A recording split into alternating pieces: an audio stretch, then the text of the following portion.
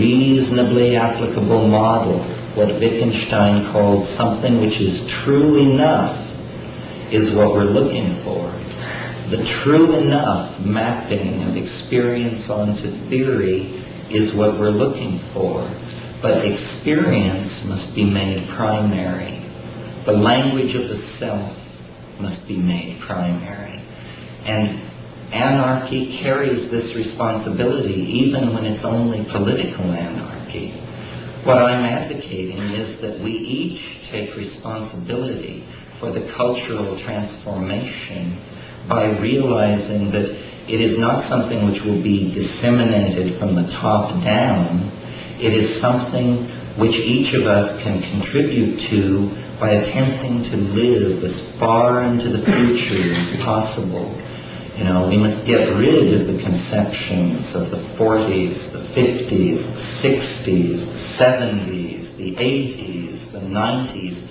We must smear the historical moment and become exemplars of the humanity of the end time.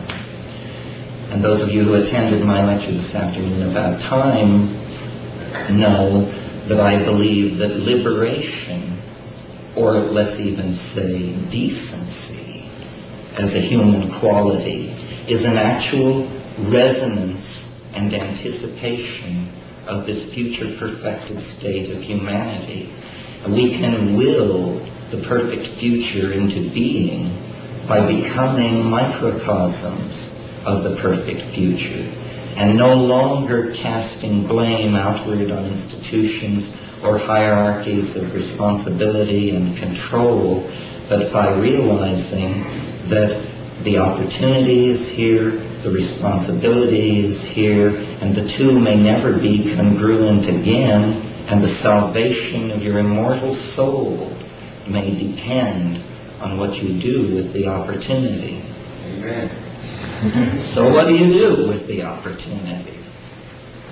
What does it mean to say in operational terms, live as far into the future as you can live? It means taking a position vis-a-vis this emergent hyperdimensional reality. It does not necessarily mean becoming a psychedelic drug user yourself, but it means admitting to yourself the possibility. And if you feel the heroic potential within yourself to be one of the experiencers, one of the pioneers, then you know what to do.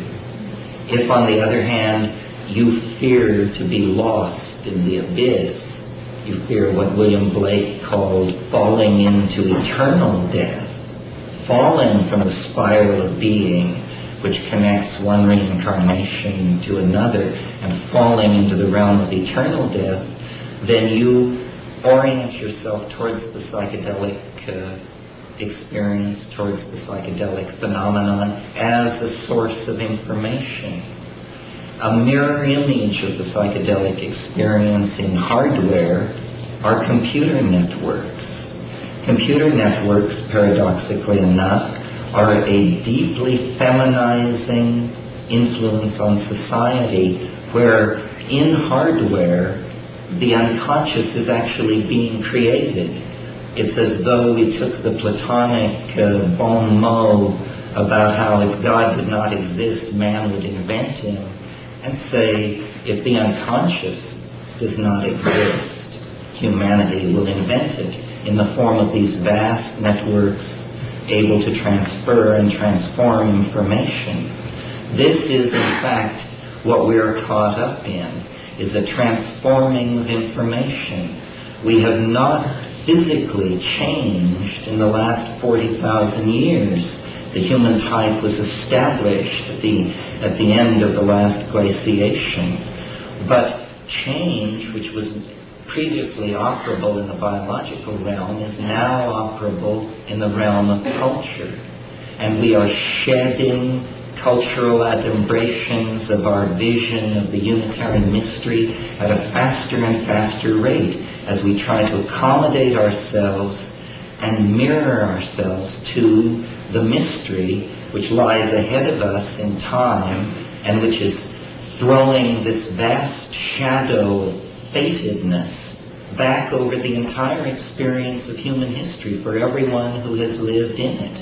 And previous to our own era, the only control language which could be applied to this thing, which was bringing people together and causing birth and death and tearing down and erecting civilizations, was God. And it was imagined as a self-conscious force that was leaning into the world like a cat into a fishbowl and making things happen. Now we have a different notion, a notion of a vector system where forces over a large area are oriented toward a very small space.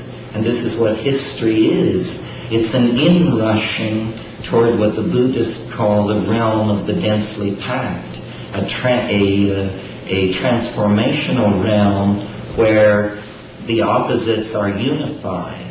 And the way I characterize this union of opposites is to say it is that realm where the body is finally interiorized, the mind is finally exteriorized.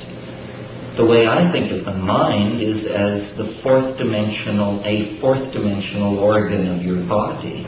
You can't see it because it's in the fourth dimension, but you experience a sectioning of it in the phenomenon of consciousness. But that is only a partial sectioning of it, the way a plane gives a partial picture of a cone when it truncates it. The growth of information systems is only a mirroring in masculine hardware of what already exists in nature as a fact.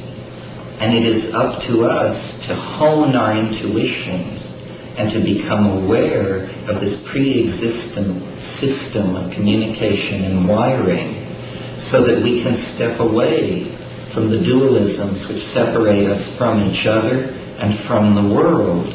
We need to realize that there is a gene swarm, not a set of species on the earth, that half the time when you think you're thinking, you're actually listening, and that ideas are remarkably slippery things and are very difficult to trace to their origins, and that we really are one-on-one and all together in a dimension that is not as accessible as you might wish to be, congealed, as Williams writes. The psychedelics are a red-hot social issue, ethical issue, whatever the term for it is. And it is precisely because they are deconditioning agents. They will cast doubt in you if you're a Hasidic rabbi, a Marxist anthropologist, or an altar boy, because their business is to dissolve belief systems. And they do this very well, and then they leave you with the raw datum of experience.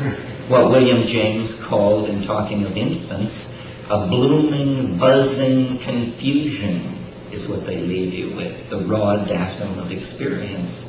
And out of that, you reconstruct a world. And you need to understand that it is a dialogue where your decisions, the projection of your grammar onto the intellectual space in front of you, is going to gel into a mode of being.